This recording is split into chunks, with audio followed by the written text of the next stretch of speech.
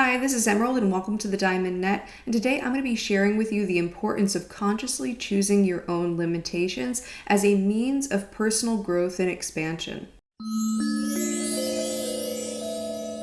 So as I had mentioned, this video is all about the importance of choosing your own limitations. That way you can actually expand and grow within the context of those limitations. And this will very likely help you with your shadow work practice. So shadow work is about making the unconscious conscious and being able to reintegrate those elements of yourself back into your conscious self. And shadow work is largely about the integration of opposites, because the way that we tend to put things into shadow is to say, oh, this is the positive thing and I want to identify with the positive thing, and here's the negative thing and I want to push away the negative thing. And if we take the polarity within the yin and yang symbol, where we have yang as the positive polarity and yin as the negative polarity, we tend to want to identify the most with the yang qualities and to push away the yin qualities. So that means that we want to identify with the most positive and push away that which is the most negative. And this leads us to valuing expansion over contraction, unlimitedness over limitation, bigger over smaller, more over less, up over down. All of these things are built-in biases that we tend to hold when it comes to these polarities, is that we tend to prefer the positive polarity. So the positive polarity, relative to limitation is unlimitedness, is expansion. And we tend to want to polarize over into unlimitedness and expansion to the exclusion of limitation. And so from that perspective, embracing limitation is actually counterintuitive, because limitation is part of the negative polarity. And so for many people, this will be an exercise in shadow integration to actually consciously and deliberately embrace limitation and define the positive in limitation. And a couple of videos ago, I also mentioned an insight, which is that opposites grow out of one another. So if you want to expand, you have to contract first. If you want to become free and unlimited, you actually have to embrace limitation. So you might be wondering why it's important to embrace limitation, and I'll share a few reasons why this is very important. One reason is that limitation is actually the birthplace of meaning. If you have something that's totally unlimited, totally infinite, then it loses its meaning altogether. Like if you could imagine that there's an infinite book or an infinite story,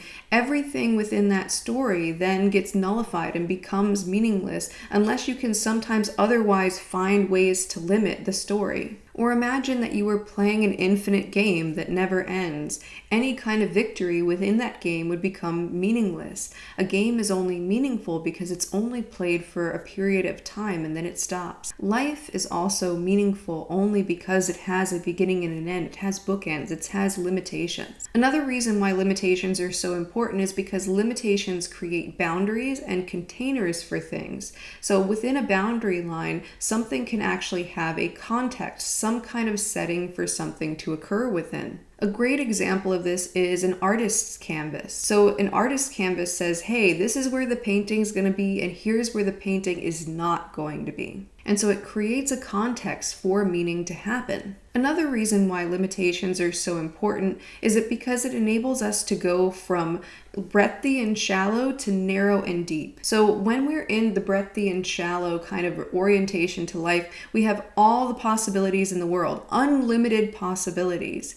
But in this, we never really go very deep with any of them because we want to hold on to all of these possibilities. It's almost like if you have all of these potential rooms that you could go into, but then you never explore a single one of them. You just kind of stay in the waiting room. And so when you embrace limitation, you can actually narrow your aperture and you can choose one of those rooms to explore more deeply. And then you're actually like moving deeper into the journey, into the space. You're not actually able to go on the adventure or go deeper into something or commit yourself to something or devote yourself to something unless you embrace limitation. It's a bit like the difference between a diffuser lamp and a laser light. So a diffuser lamp, it's like the light goes everywhere, but it's not very strong.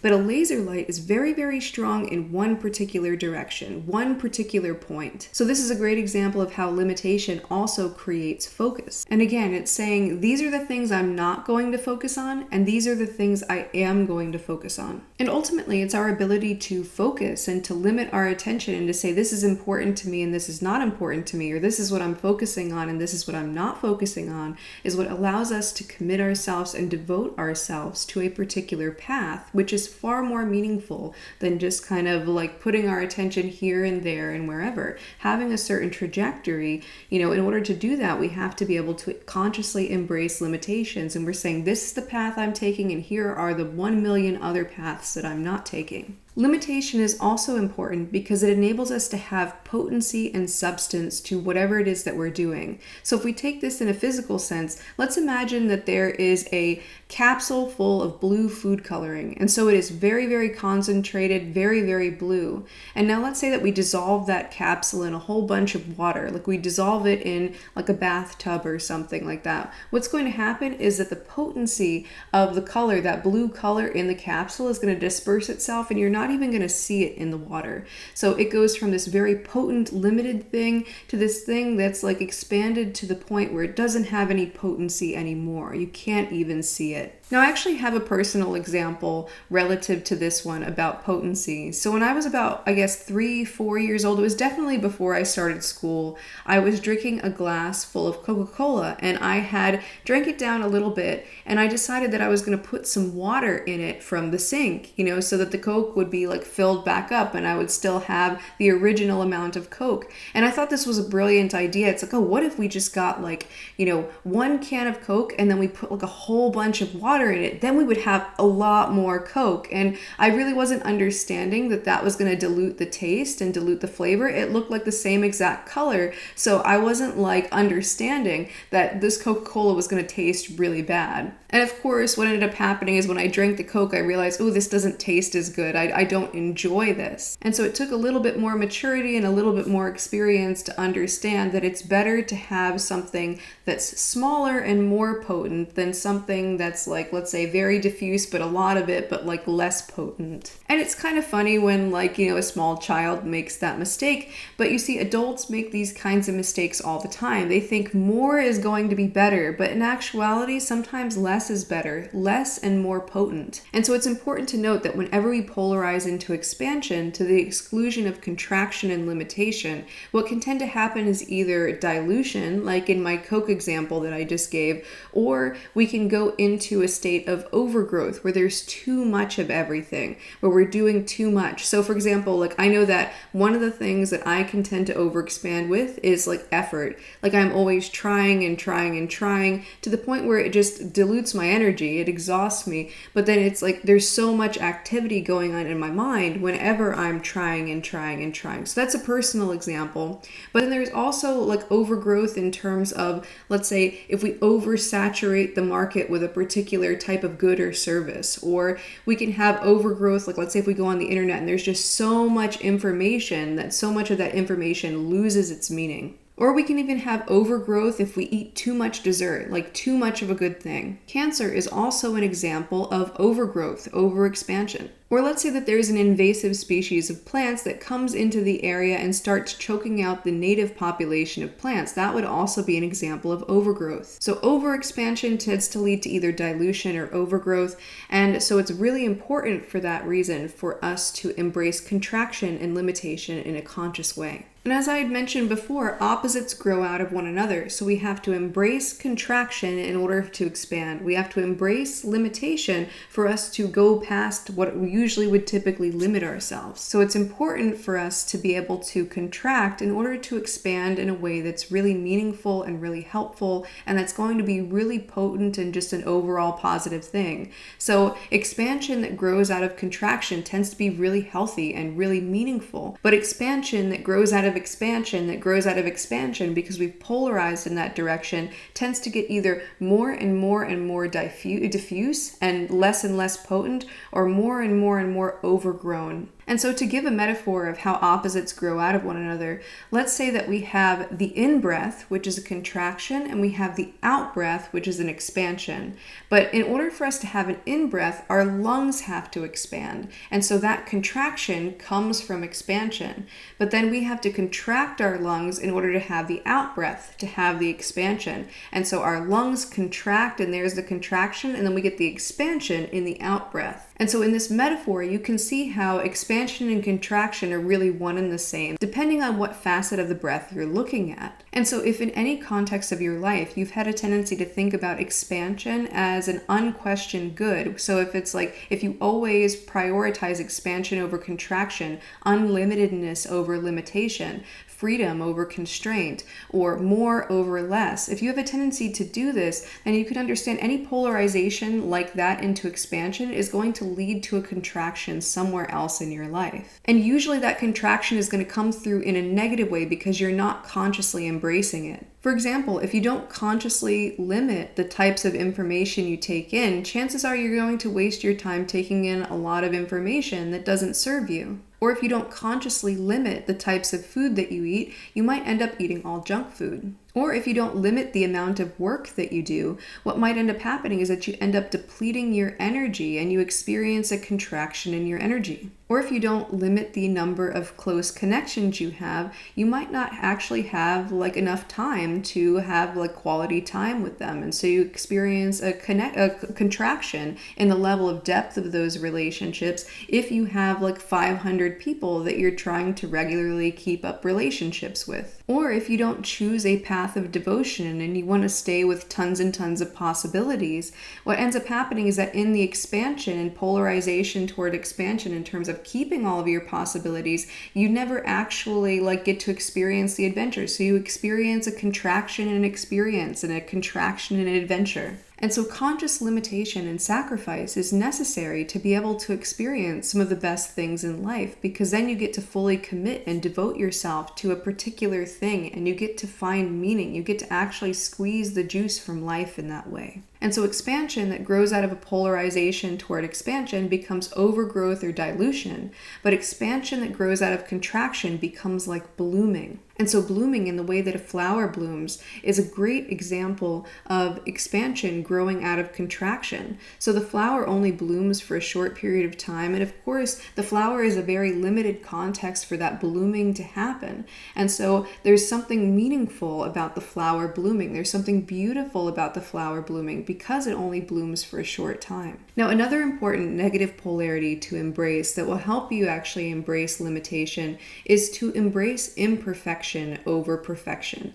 So again, we tend to polarize over into the positive polarity, which in this case is perfection, but we want to push away the negative polarity of imperfection. And if we've polarized ourselves into perfection, we will tend to polarize ourselves into expansion and unlimitedness as well. These things tend to go together. And so the embrace of imperfection enables you to embrace your own limitations, enables you to embrace the limitations of other people, and enables you to embrace the limitations of reality at large. And it also enables you to stop chasing ideals and to be really present in the reality and present in the present moment. Now, there's a phenomenon called the maximizers versus the satisficers that's very, very similar to this conversation that we're having about the embrace of imperfection and the embrace of limitation, and the importance of doing so if you want to live a satisfactory life and to be able to sort of contract and commit yourself in a particular direction. And so the maximizers and the satisficers have mostly been studied in relation to buying behaviors.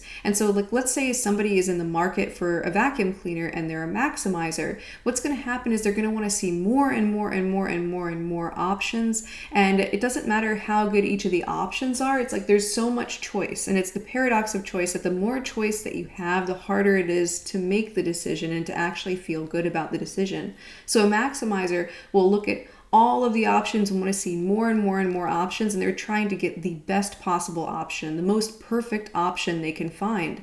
And what ends up happening is that once a maximizer actually chooses the vacuum cleaner that they want, they're not happy with that vacuum cleaner. They always think that there could have been something better. And this happens because the maximizer is polarized into perfectionism and polarized into expansion. And so they truly believe that the more expansion of options and the more perfect that those options are, the better their outcome is going to be and the more happy they're going to be with their purchase of the vacuum cleaner. But in actuality, it's quite different. Now, the satisficers operate a bit different. So what they'll do is they might look at a few options and then they'll just pick whatever is the best one relative to those few possible options. options. And it tends to be that somebody who's a satisficer tends to be more satisfied, tends to not have to feel like they need to look at every single option there is out there, and they can look at a few options and they just make a choice. And it's easier to make that choice for that very reason. And so if we extrapolate out maximizer tendencies versus satisficer tendencies, maximizer tendencies is to always be looking for the perfect relationship, or to always be looking for the perfect career path, or the perfect lifestyle. And they want more and more and more options. And the more that they have that, the less likely they are to actually devote themselves to something and to commit themselves to something and make a choice of which path to go down. But satisficers tend to operate off of whatever options present themselves, and then they make a decision. They sort of draw a line in the sand and say, okay, this is the relationship that I'm going to be in. This is the lifestyle that I'm going to live. This is the career path that I'm going to take. And they devote themselves to that imperfect path, whichever one of those imperfect paths there are. They don't have the idea that there's going to be some perfect path. They just go like, okay, this path is my good enough path. This path is the one that I really want to take. Now, I also have another childhood story to tell, and this is like when I would go to my grandma's house. So I live in Florida, my grandma lives up in Georgia, and so we would go to my grandma's house like maybe a few times a year because it's like a 6-hour drive. And whenever we go there, like she had a television, but the TV was like one of those like antenna TVs, and it only picked up on like 3 channels, and it was like basic like news channels and things like that. And so I always loved going to my grandma's house because I was always so excited to see her. But the thing that really bummed me about going there was that there was only 3 channels, and like only sometimes did like cartoons come on. And when I was at home, we had like 60, 70, 80 channels or something to choose from. Now, I would usually only spend like a few days at my grandma's at a time, but when I was 12 years old, I actually spent the whole summer with my grandma. And so I spent the whole summer with only like 3 channels to choose from. And it wasn't at the time when you could like access the internet. I didn't have my own phone or anything like this. And what ended up happening is I got really into watching the things on those 3 channels. And I chose to watch things that I wouldn't typically watch. I was watching all these like sitcoms that I wouldn't typically watch. And I even started watching like late night shows, and I really liked Late Night with Conan O'Brien. And I never would have chosen to watch Late Night with Conan O'Brien had I had any other choice, but I just thought it was like the most hilarious thing, and it just like, it opened my eyes to something that I wouldn't have otherwise looked into. And so because I had to kind of make do with what it was that I had, I actually started to find a lot of meaning in just watching those 3 channels, and I was always able to find something interesting on. And it was quite interesting because I thought that that would be like really not interesting, but I really got into those 3 channels. And so it just goes to show that when you have limited options to choose from, you can actually find extra meaning in something that you wouldn't typically find meaning in. And you can start to like, in finding these like imperfect situations, you can find little like gems in life where you didn't expect something positive to come out from it. Like I still have really positive memories of like watching TV during that time, because it's like not only were things shifting for me just being like 12 years old, and that's like a very pivotal kind of like time, it was like I started to find things that, oh, I didn't know I was gonna like that. And that's one thing that I always appreciated, like let's say being a kid, and it's like maybe if there's nothing on your usual channels, you like watch something else, and it's like, oh, I didn't know I was even gonna like that movie, or I didn't even know that I was gonna like that show. And so it's like having to, let's say, watch something that you're not particularly interested in watching, or read something you're not particularly interested in reading, is one of those examples of like running into the limitations of life, and then you can find just so much meaning in those experiences. Now I'm going to go through some examples of ways that you can embrace limitation. And you can take these examples and define where contraction is necessary for you to expand in the ways that you want to expand. So if you find yourself with a really diffuse awareness, or that you have your mind on this or on that, and it's like you have so many different things that you're focused on, to be able to contract your awareness in a direction to where it can be kind of like that laser beam, where you can just focus on one particular thing. Now with contraction of knowledge, you get mystery, and you also get meaning. So when you contract your knowledge and you recognize how little you actually know, when you recognize that you don't know everything, that's when things start to get interesting, because you empty your cup and you're able to like actually interface with reality, and every moment springs anew. And so you actually need to have limited knowledge in order for life to really be meaningful. Let's imagine that you already knew everything that was going to happen to you all the time. What would happen is that would strip the meaning out of life. Now, another example of ways to embrace limitation would be embracing your creative palette. So let's say that you want to paint something and you have every single color of the rainbow that you can paint with, but oftentimes, like if you try to paint with every single color of the rainbow, it looks kind of all over the place unless you do it a very specific kind of way.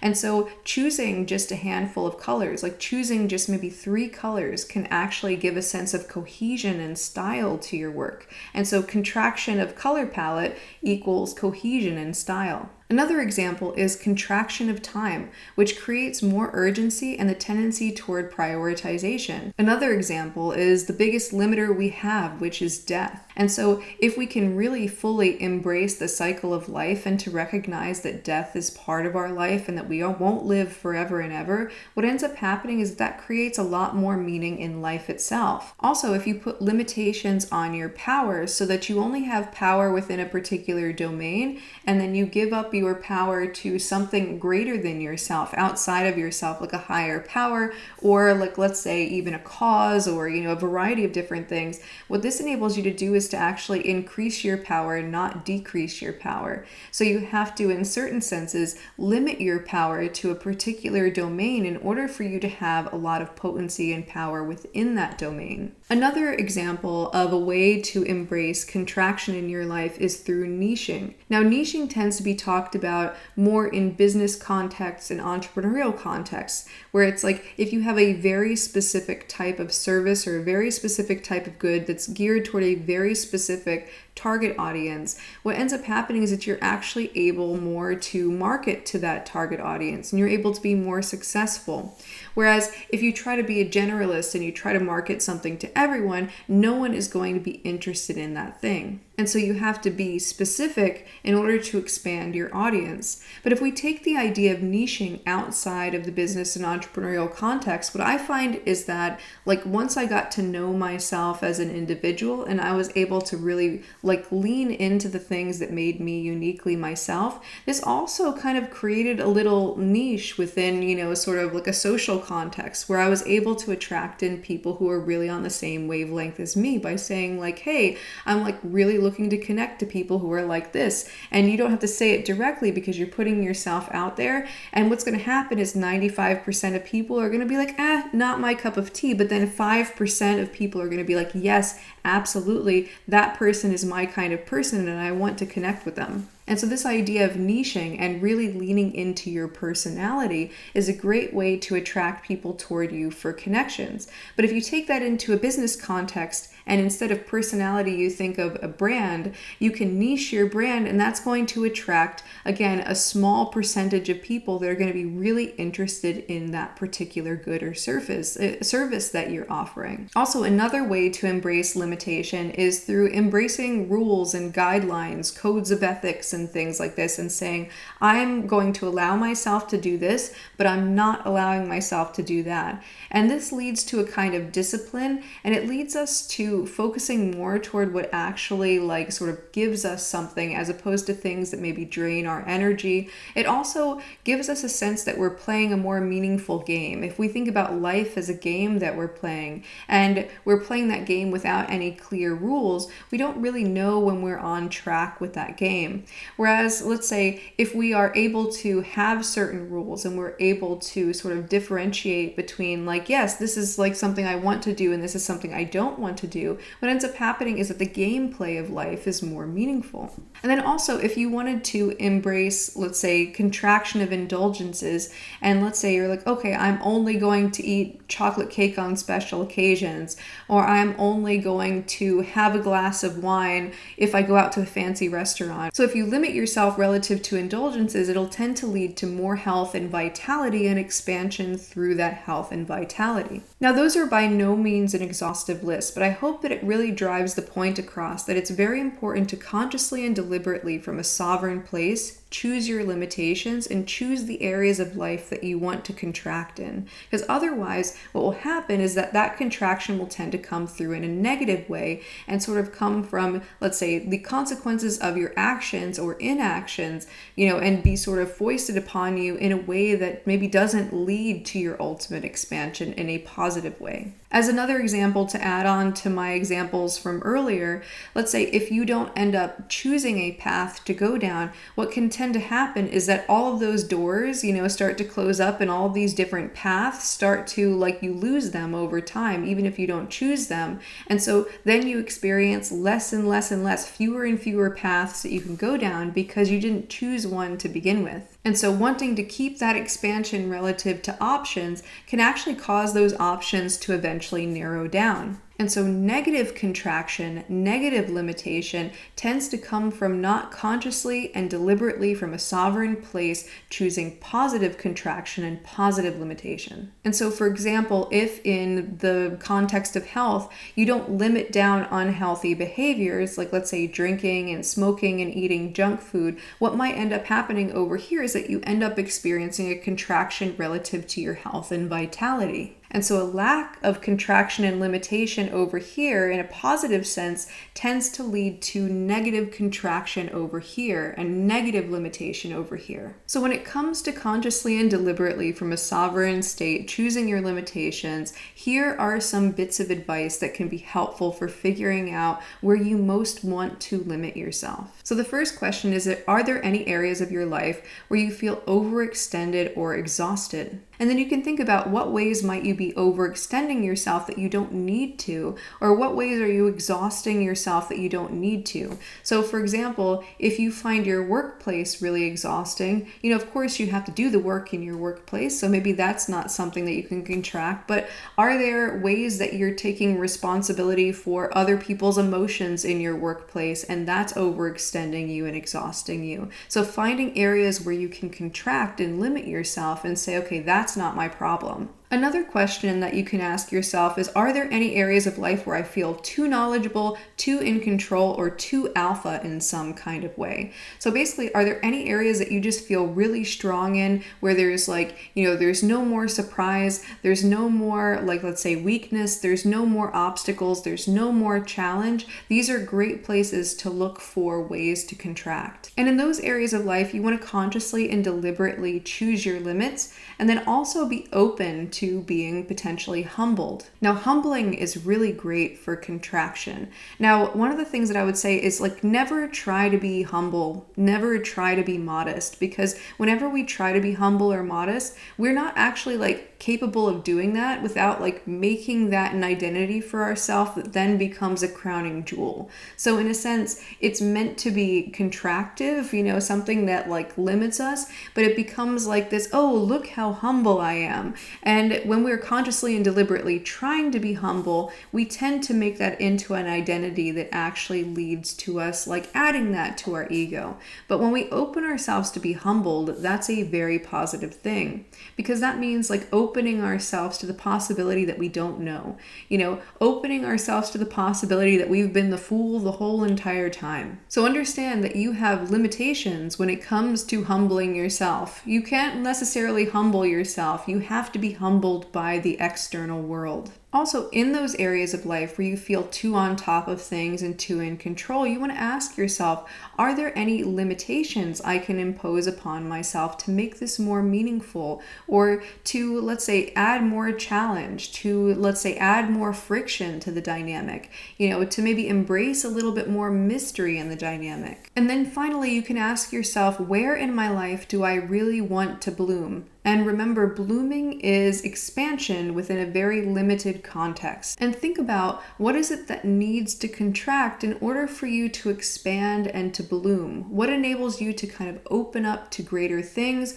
by limiting your possibilities, by contracting yourself down in some way? And this will require you to understand boundaries. If you're going to bloom here, you don't bloom relative to everything. You bloom relative to very specific areas of your life. Let's say if you only have so much time and energy and resources to put toward things, it's like, where do you want to place the time and energy and resources such that it all gets pulled in the areas that you want to bloom? Anyway, so that's all I have for you for now. I hope that you enjoyed this video. If you did, go ahead and click the like button down below and subscribe and leave me a comment down below. Also, if you would like a free resource called The 5 Reasons for Self-Sabotage, and this is great for anybody who is on a particular trajectory or has certain goals that they want to achieve, but they find themselves unconsciously sabotaging themselves or procrastinating. Well, this actually gives the reasons why this happens, from a shadow work perspective. So if you're interested in that resource, I'm going to go ahead and I'll leave the link down below in the description box.